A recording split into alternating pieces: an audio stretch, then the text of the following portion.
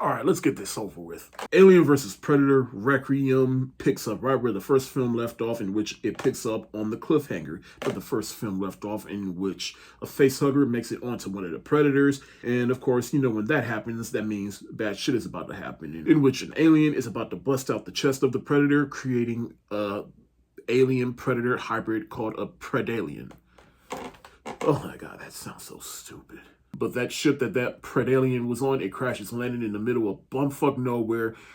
Predators, aliens, and the Predalien run amok. It runs this town amok. And now a group of people that you really don't care about try to band together to stop all this madness from happening. Alright, look, spoiler alert, to me this is the worst Alien film, and it's also the worst Predator film. That's just how I saw it. I think this is probably my second time ever watching this film.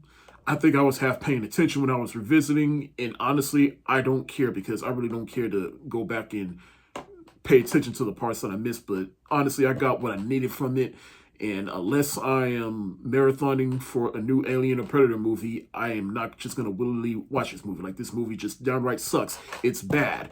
It's an insult of an Alien film. It's an insult of a Predator film. The Predalien just doesn't look right. Really, anytime you try to mix an alien with something, nothing good comes from it. We saw that in Alien Resurrection. And like I said, the characters in this film, you really do not give a shit about any of them. All I really know is just Dallas, which I guess is a nod to the Dallas character from the first Alien, but he comes back to his town, he comes back to his little brother, and I always thought this location really doesn't work. Now, granted, in Predator, it takes place in like the woods or a jungle or whatever, which could have worked for this movie, but still, if the lighting was on point, I'd let it slide. But the lighting sucks. That's the biggest thing I have against this movie is the lighting. Like, can someone turn on the light? The lighting in this, who is the director of photography for this movie? Because the lighting in this movie, it just doesn't work. It doesn't work because you don't get a good look at any of the aliens or the predators, and there's a lot of practical work going on in this film, I'll give it that,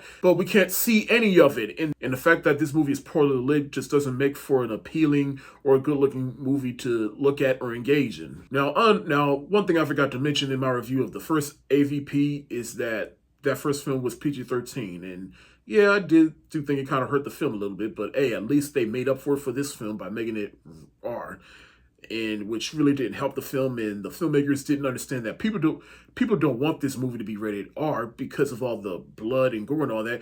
People want it to be rated R because it fits for Alien and Predator, and it makes for better storytelling. Look, I'm not really going to spend too much time on this. I really don't have that much shit to say about this movie. That's just it. It sucks, and I'm sorry to the filmmakers for saying this, but to me, this movie just wasn't good. I try not to bash filmmakers or anybody that worked on this film because I am trying to be considerate. I know it's not fair to absolve people from making a bad movie, but you got to, because I know at the end of the day, they're just trying to make something good, and I know how hard it is to make a good movie, so I completely understand. But that being said, this movie still sucked. I'm going to give Alien vs. Predator Requiem the cussing emoji, because fuck this movie.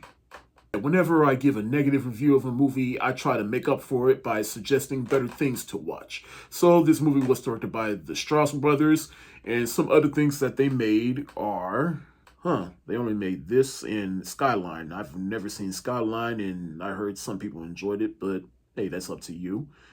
They do have some extensive music video work, like they directed Crawling music video by Linkin Park, The Hot Ship by Belle Biv DeVoe, I Stand Alone by Godsmack, which is one of my favorite rock songs. Love in This Club by Usher featuring Young Jeezy. Moving Mountains by Usher. They did some special effects work for movies like The Nutty Professor and The X-Files. John Ortiz, who plays the sheriff in the film, I've seen him in other things, and he's probably the only actor that I recognize.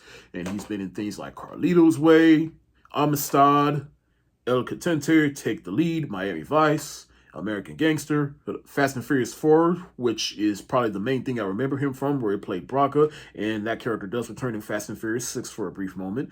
Silver Linings Playbook, Steve Jobs, Kong Skull Island, Bumblebee, The Fallout, and American Fiction. And that's all the suggestions I can give in terms of in front of or behind the character. But you can also go back and watch the original Alien, Aliens, and the original Predator. Hell, you can even go back and watch the first Alien vs. Predator. All those things that I just said would be a better use of your time than going back and watch Alien vs. Predator Requiem.